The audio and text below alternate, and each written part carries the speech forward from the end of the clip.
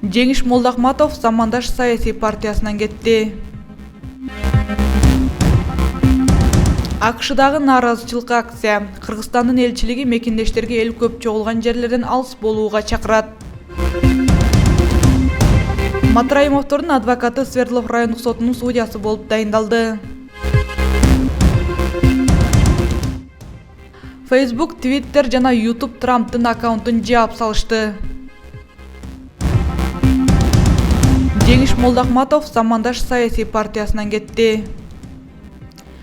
Замандаш саясий партиясынын лидери Жеңиш Молдахматов партиянын лидерлигинен кетти. Бул тууралуу саясатчы өзүнүн Facebook баракчасына жарыялады. Маалыматка таянсак, ал өлкөдөгү акыркы саясий кырдаалдарга байланыштуу пикирин байма-бай билдирип жатат. Андан улам партияга залакасы тийип калбоо үчүн ушундай чечим кабыл алган. Партиянын негиздөөчүсү маркум Мухтарбек Өмүракуновдун уулу Аскар Өмүракуновго өткөрүп берди. Мен Замандаш партиясынын жетектөө менен чоң саясий мектептен өттүм. Кагылдым, чалындым, партиянын желегин астында быштым. Замандаш мен үчүн алгачкы саясий мектебим. Кудай буйруса, жакынкы күндөрү прогрессивдүү, конструктивдүү жана генерациядагы муун менен чоң күч болуп чыгабыз. Күрөш али алдыда, дейт.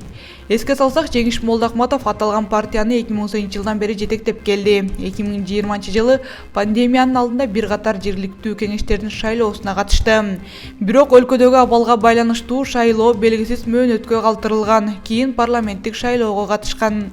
Замандаш саясий партиясы 2007 жылы маркум саясатчы Мухтарбек Өмүракунов тарабынан негизделген.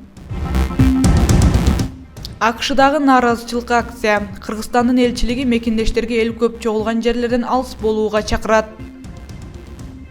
Вашингтондогу массалык нааразычылык акциясына байланыштуу Кыргызстандын элчилиги АКШда жашаган мекендештерге алдын алуу чараларын көрүү жана эл көп чогулган жерлерден алыс болуу өтүнүчү менен кайрылды. Кыргызстандын жаракат алган жарандары же кармалгандар жөнүндө маалымат келип түшкөн учурда дипломаттар элчиликке бул жөнүндө тез арада кабарлап коюуну өтүнүшөт.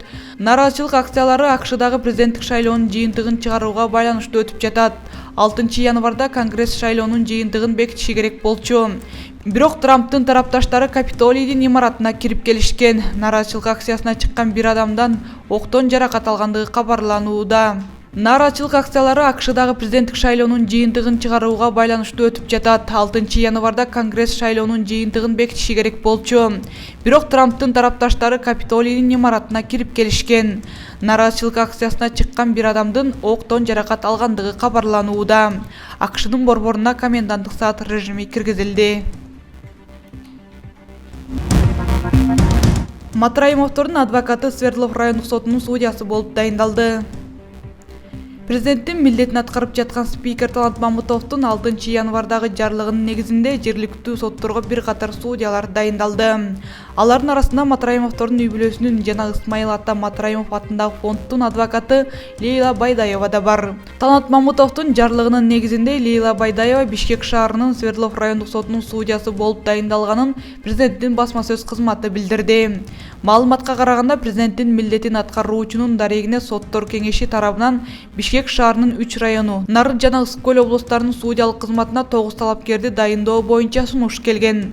Мамутов аны колдоп, тиешелүү жарлыкка кол койгон. Ага ылайык Лейла Байдаевадан тышкары Айдай Жарматова, Мирлан Жолдошбаев Бишкектин Октябрь райондук сотуна, Талайбек Абыкеев, Алтынбек Түмөнов Свердлов райондук сотуна, Мелис Өмүралиев, Марлен Тинтимишев Лелин райондук сотуна судья болуп бекитилди.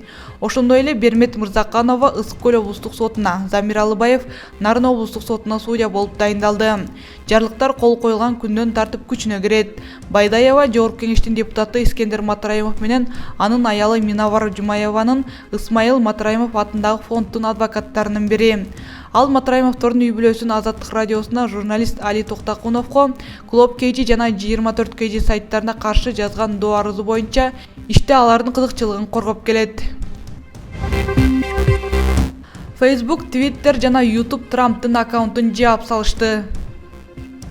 Instagram, Facebook, Twitter жана YouTube Дональд Трамптын аккаунтун жаап салышты. Бул тууралуу чет элдик басмалар жазып чыгышты. 7 январда Instagram жана Facebook Трамптын аккаунтун 24 саатка, твиттерин 12 саатка жаап салышты.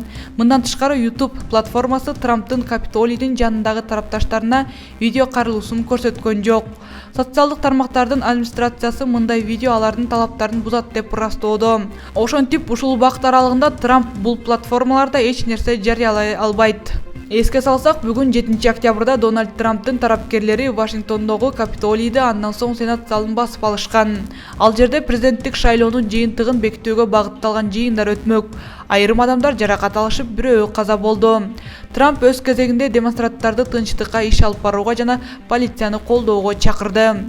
АКШнын вице-президенти Майк Пенс дагы демонстранттарды Вашингтондогу Капитолийдин алдындагы зордук зомбулукту токтотууга чакырып, окуяга тиешеси бар адамдардын бардыгы жооп бере тургандыгын билдирди.